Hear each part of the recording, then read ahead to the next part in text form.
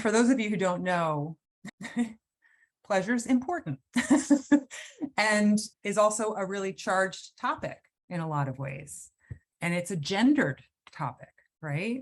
The ways in which women both spontaneously desire to experience pleasure and the way that the world seems to police their pleasure are aspects that can really conflict. There's a wonderful book called Pleasure Activism by Adrienne Marie Brown, and she talks about the importance of pleasure in connecting with the body in a way that actually gives us access to other aspects of our lives, like our capacity for activism, our ability to show up differently in work, in relationships, as a parent. She even suggests that you start off each chapter or each section of her book by having an orgasm. Like, whoop, oh yeah, that's still there, right? So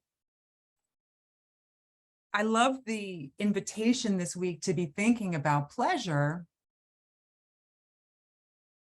and maybe consider the fact that, you know, in addition to the breath always being in the present moment, our sense perceptions are. And we're naturally wired to prefer pleasure to pain.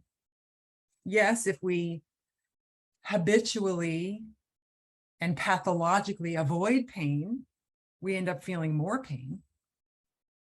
And so it's important to be able to tolerate the full spectrum of our experience.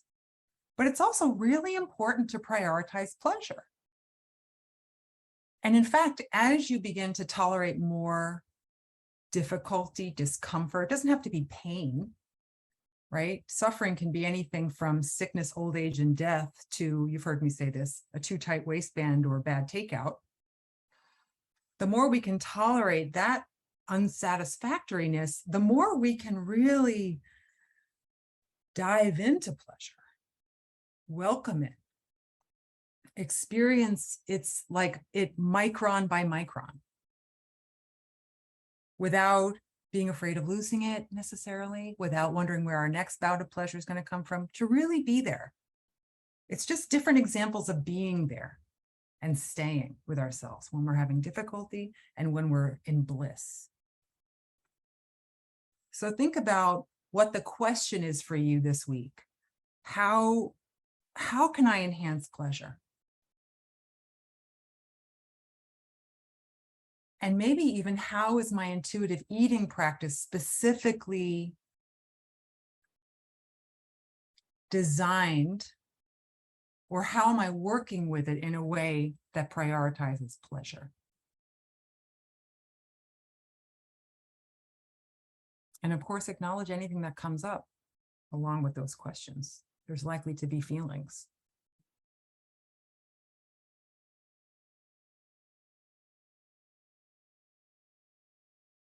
So what do you think?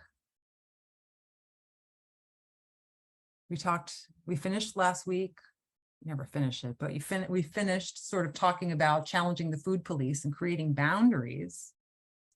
So over time, the more we reinforce that, the more we protect the space in which we can experiment with pleasure. And we can figure out like, oh, that's what I think of as pleasure, not what my mother thought of as pleasure, not what an influencer thinks of as pleasure. What do I experience as pleasure at this point in time, at this age and stage in my life? What is pleasure?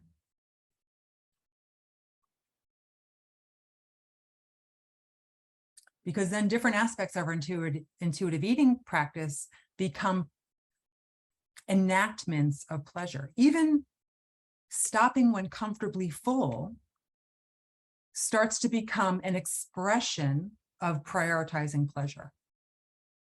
If I eat beyond this point, not only will my satisfaction start to go down because my body's satisfied and I'm not getting that same pleasure feedback, that same reward, but stopping here actually gives me a different experience of the meal.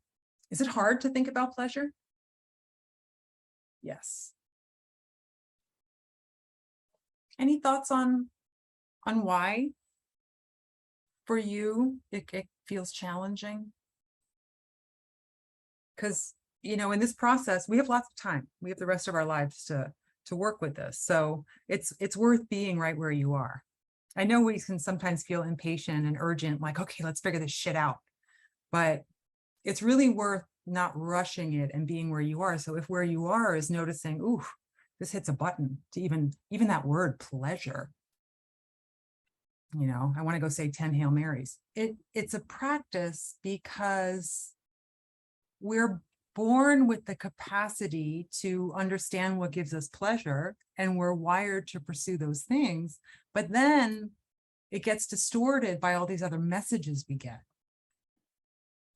And so when we start to have experiences where pleasure leads us to feel good, nothing scary happens, then we can decide to make it a conscious practice. And it's a mind-body practice. And it's never too late to do this. It's never too late. The little pleasures, not just when you're older, are so important. If you don't appreciate the little pleasures, then you're sort of like never satisfied. You're always waiting for the wows. What if the wows were whittle? And I saw a funny meme that just drives home the point. It's never too late. Because Prince Charles is 73 and he just got his first job. So it's never too late to do something different. So I am wishing for you